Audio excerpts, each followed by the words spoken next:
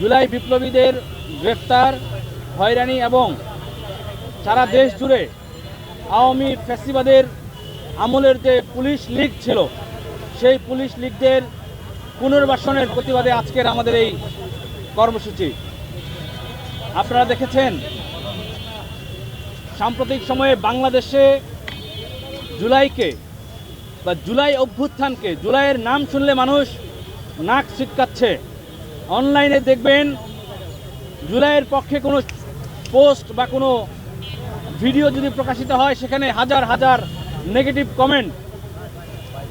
এই নেগেটিভ কমেন্টগুলো সর্বোপরি যেটি দেখতে পাচ্ছি যে বিরোধী পক্ষ, যেটা আওয়ামী লীগ, ফ্যাসিস্ট পতিত ফ্যাসিস্ট সরকারের যারা অনুসারী আছে, তারা অনলাইনে এত বেশি অ্যাক্টিভিটি করছে যে বাস্তবিক অর্থে মনে হচ্ছে যেন সারা বাংলাদেশের জুলাই অভ্যুত্থান একটা অপরাধ করা হয়েছিল। সেইটাকে বেস ধরে বর্তমান বাংলাদেশের যে প্রশাসন এবং পুলিশ, তারা জুলাইয়ের সৈনিকরা বিন্দুমাত্র একটা ভুল বাক্য প্রয়োগ করলে বা কথা বললে তাদের বিরুদ্ধে এই বট বাহিনী লেলিয়ে দেওয়া হচ্ছে এবং তাদেরকে গ্রেফতার করার একটা পটভূমি তৈরি করা হচ্ছে।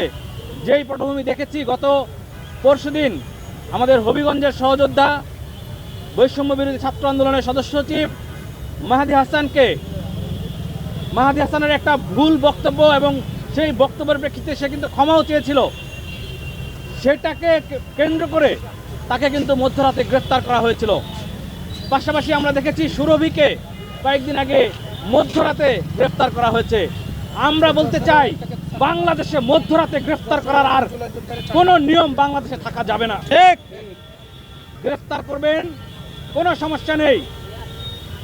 বাংলাদেশের যে কোনো নাগরিককে যদি অপরাধ করে তাকে গ্রেফতারে কোনো বাধা নেই, কিন্তু সেই গ্রেফতার মধ্যরাতে তুলে নেওয়ার মতো যেন আর না হয়।